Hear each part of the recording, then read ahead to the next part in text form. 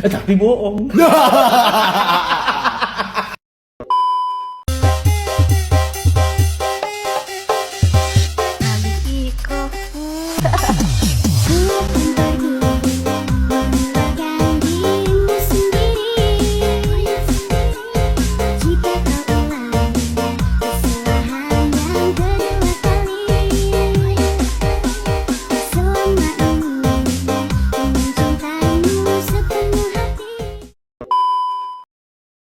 Melalui perbandingan, pendidikan dapat diketahui apa sebenarnya masalah-masalah yang bisa membelit di dunia pendidikan di negara maju serta di negara berkembang.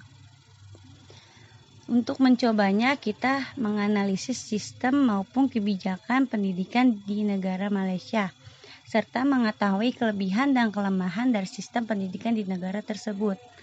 Sebab negara tetangga kita yaitu negara Malaysia, yang dimana memiliki sebuah sistem pendidikan yang sangat berbeda dengan negara Indonesia, yang dapat menjadi salah satu refleksi untuk semakin memperbaiki dan menyempurnakan sistem pendidikan di Indonesia.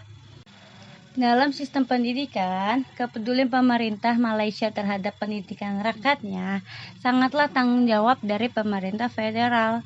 Sistem pendidikan nasional ini dapat meliputi dua macam pendidikan. Yang pertama itu pendidikan prasekolah. Apa itu pendidikan prasekolah? Yaitu sekolah TK yang menerima masuknya anak dari berumur 4 tahun sampai 6 tahun. Yang kedua, pendidikan sekolah dasar dan sekolah menengah. Pendidikan sekolah dasar juga dilakukan selama 6 tahun, yaitu dari anak yang masuknya umur 7 tahun sampai 12 tahun.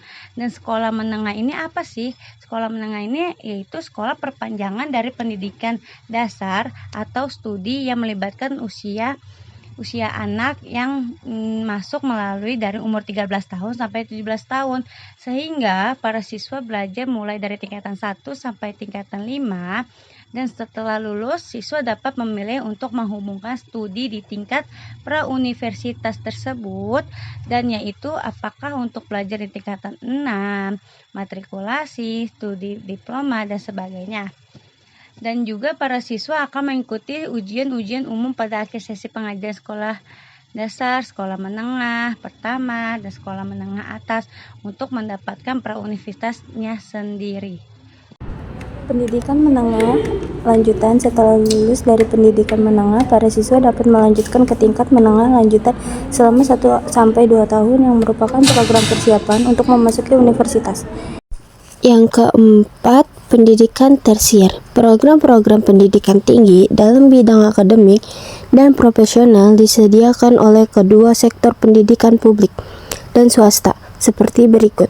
Yang pertama ada perguruan tinggi umum yang disebut IPTA yang didanai oleh pemerintah seperti universitas publik, perguruan tinggi, politeknik, dan maktab perguruan.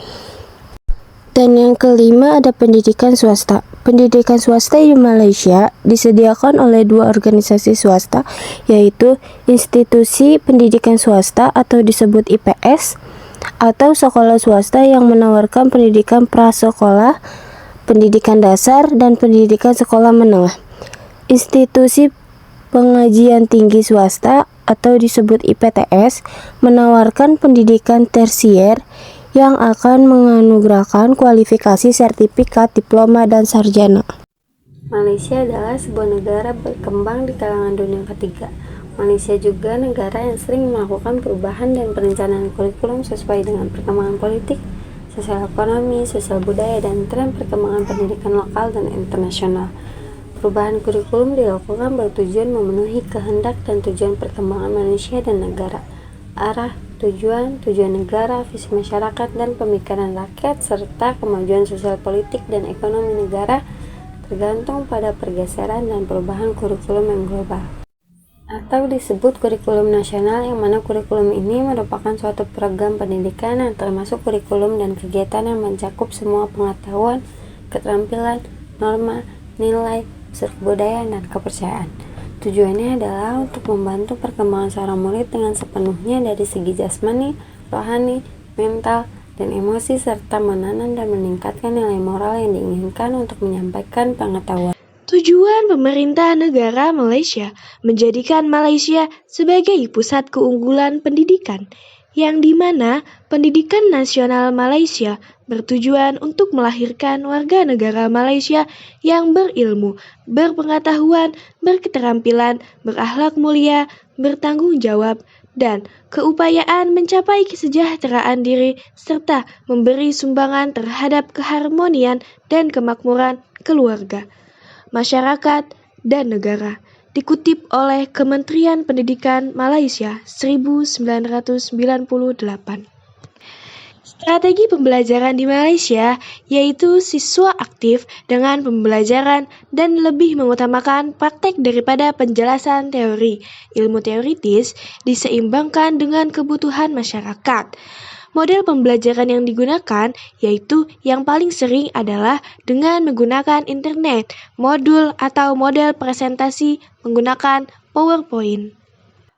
Kurikulum yang digunakan, kurikulum asuhan dan didikan awal kanak-kanak, kurikulum standar prasekolah kebangsaan atau KSPK, kurikulum persepadu sekolah rendah atau KBSR, kurikulum standar sekolah rendah atau KSSR, dilaksanakan secara bertahap-tahap dimulai tahun 2011 dengan murid tahun 1, kurikulum persepadu sekolah menengah atau KBSR. Udah, itu aja Pak Kare. Sekian video analisis kurikulum SD di negara Malaysia dari kelompok 5. Semoga bermanfaat and See you next video. Bye-bye.